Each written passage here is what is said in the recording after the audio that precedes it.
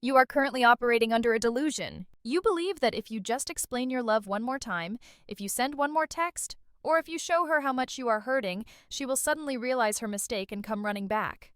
This is not only false, it is the very behavior that is ensuring she stays away permanently. You are experiencing cognitive dissonance, the mental conflict between the reality that she is gone and your internal desire to control the outcome.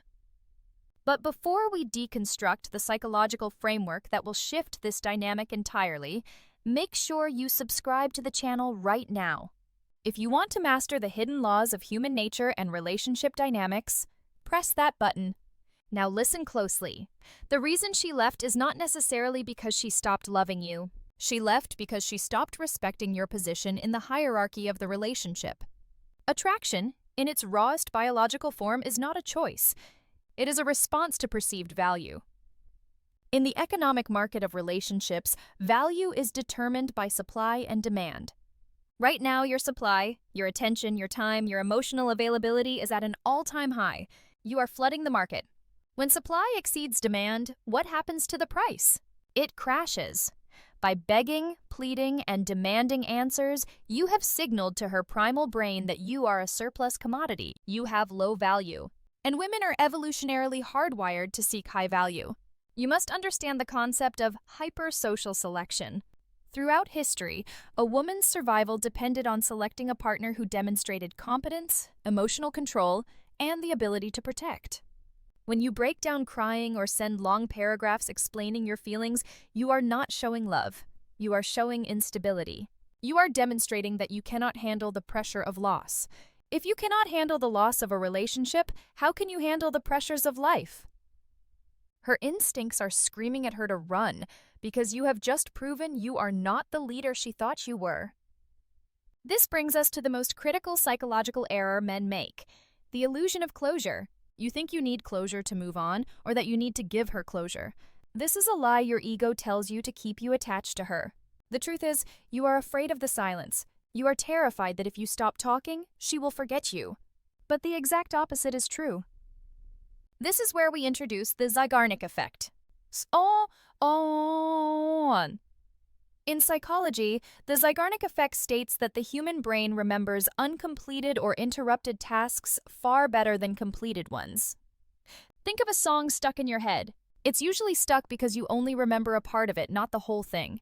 When you are constantly texting her, checking her stories, and being available, you are a completed task. She has figured you out. There is no mystery. There is no tension. You are a book she has already read and put back on the shelf. Why would she pick it up again? She knows the ending. To make her beg to come back, you must become an open loop. You must become an unsolved mystery. This is why the no-contact rule is not just a petty tactic. It is a neurological weapon. When you go silent, completely silent, you disrupt her pattern recognition. For the entirety of your relationship, she had a specific dopamine feedback loop. She does something, you react. She texts, you reply.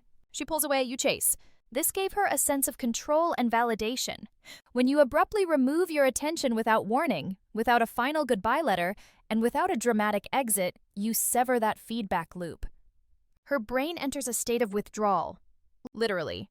The same centers of the brain that light up during cocaine withdrawal light up during social rejection or the sudden cessation of validation. At first, she will feel relief. She will think, finally he's leaving me alone. This is the phase of relief.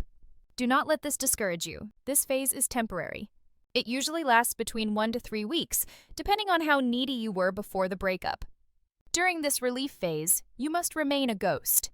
If you break silence here, you reset the clock and validate her decision to leave.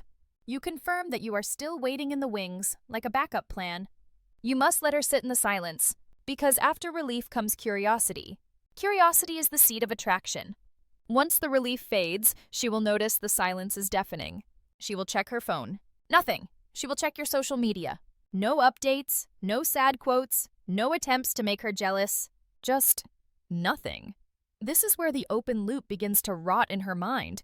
She starts asking herself questions. Why isn't he chasing me? Did he find someone else? Was I not as important as I thought? Is he over me?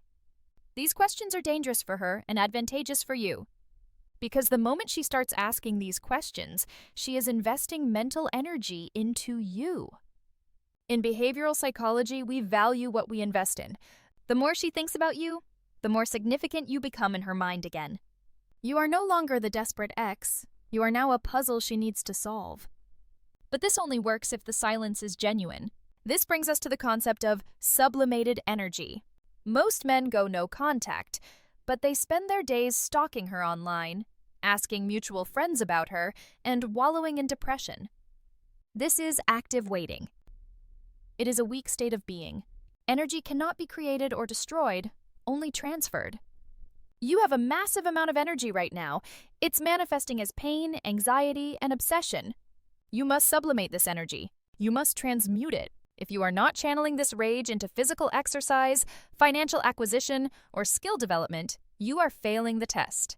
The universe is testing your resolve. The reason she will eventually come back is not because you waited for her, but because you outgrew her. Let's talk about the social proof dynamic. Women are mimetic creatures. They want what other people want. This is why a man who is taken is often more attractive than a man who is single and desperate. It is called pre-selection. When you are sitting at home alone, you are broadcasting scarcity. You are telling the world, and her subconsciously, that you have no other options. If no one else wants you, why should she? Now, I am not telling you to go out and immediately date someone else to make her jealous. That is reactive and transparent. She will see right through it. I am talking about creating a lifestyle where your time is the scarcest resource. When you are busy building an empire, working on your physique, or mastering a craft, you are unavailable. Unavailability creates value. Think about luxury brands. Why is a diamond valuable? Because it is rare. Why is air free? Because it is everywhere. You have been acting like air. You need to become the diamond. This requires a total reconstruction of your self-concept. Your self-concept is the internal story you tell yourself about who you are. Right now, your story is, I am incomplete without her. I need her validation to feel good. As long as this is your operating system, she will smell the stench of neediness on you, even if you never text her. Micro behaviors betray you. The way you walk, your tone of voice, your eye contact, it all screams depleted male. You must rewrite the code. The new story must be, I am the prize, my time is a privilege. If she is not in my life, it is her loss, not mine. You have to believe this to your core. This is not arrogance. This is rational self-interest. When you genuinely believe you are high value, you stop tolerating disrespect. And here is the secret. Women are intensely attracted to men who do not tolerate disrespect. If she left you, she disrespected the commitment. If you chase her, you are rewarding that disrespect. Think about that. You are training her like a dog. If a dog bites you and you give it a treat, what does the dog learn? It learns that biting yields a reward. If she leaves you and you give her the treat of your attention and validation, you have taught her that leaving you has no consequences. In fact, you have taught her that leaving you makes you love her more. This is a disastrous precedent. You must implement the consequence of loss. She must feel the weight of her decision. She must walk into the empty room where you used to be and feel the cold. As we move deeper into this process, around the 4 to 5 week mark of silence, something shifts. This is what I call the fading affect bias. Psychologically, negative memories fade faster than positive ones. This is a survival mechanism. Initially, she remembers the fights, the neediness, the reasons she left. But as time passes without you interfering, those negative memories lose their emotional charge. The bad stuff fades. And what remains? The good memories, the inside jokes, the intimacy, the comfort. Because you are not there to annoy her or pressure her, her brain starts to romanticize the past. This is nostalgia. Nostalgia is a powerful liar. It cleans up the messy reality and presents a highlight reel. She will start to miss the feeling of being with you. But this only happens if you stay away. If you text her, I miss you, you snap her out of the nostalgia and bring her back to the annoyance of the present. You destroy the fantasy. You must let the fantasy do the work for you. Let her imagination run wild. Is he dating? Is he traveling? Has he changed? Her imagination will create a version of you that is far more attractive than the reality could ever be. You become a ghost figure, a looming presence in her mind that she cannot touch or control. Control is the operative word here. She left because she felt she had total control over you. There was no risk. Now that you are silent, she has lost control. People hate losing control. It causes anxiety. And anxiety, in the context of relationships, is a close cousin to desire.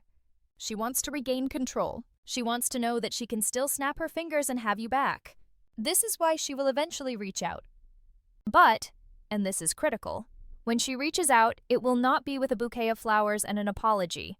It will be a breadcrumb, a low-effort test. She will text you something meaningless like, "Hey," or "I saw a movie that reminded me of you," or "Did I leave my charger at your place?"